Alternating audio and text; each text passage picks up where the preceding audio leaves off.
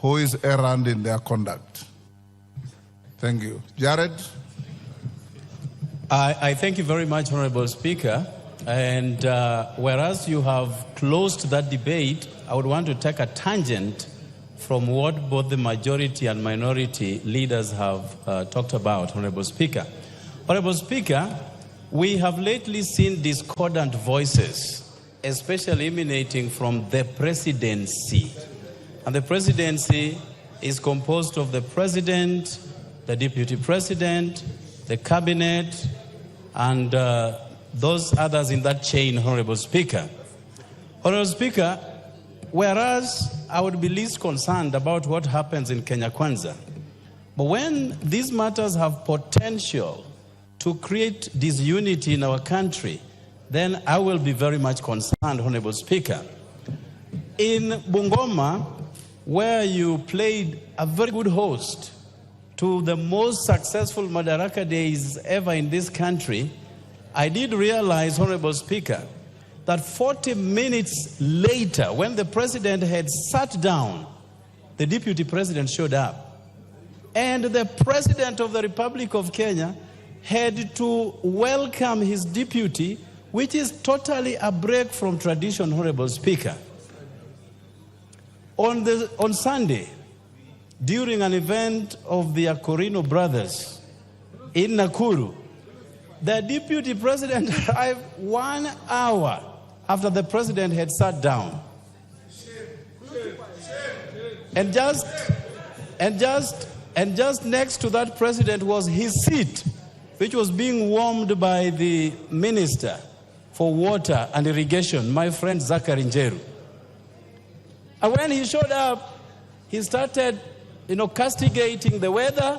He started castigating his means of transportation and many other things, Honorable Speaker. Yesterday, to my dismay, holding his own bag, getting into the aircraft, Honorable Speaker. Honorable Speaker, this House appropriates and budgets for travels of the Deputy President, Honorable Speaker. And at no given time have we ever envisaged a situation where he takes a commercial flight. But if he takes solace out of commercial flights, then it is upon and incumbent upon this House to reduce his travels by 95%, because we know what is being charged by commercial flights and the rates that are being charged by chartered flights, Honorable Speaker. Honorable Speaker, whereas this government is barely 2 years in office, we have listened to quite disdainful statements emanating from the office of the Deputy President. And I want to ask you, Honorable Speaker, that the majority leader here present to shed more light over these issues, because they touch on us as the consumers of government services, Honorable Speaker.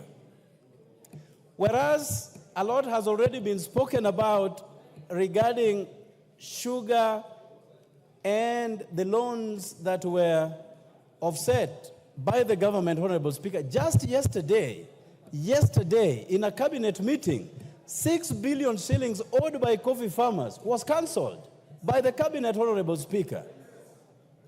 And there is no fury about it.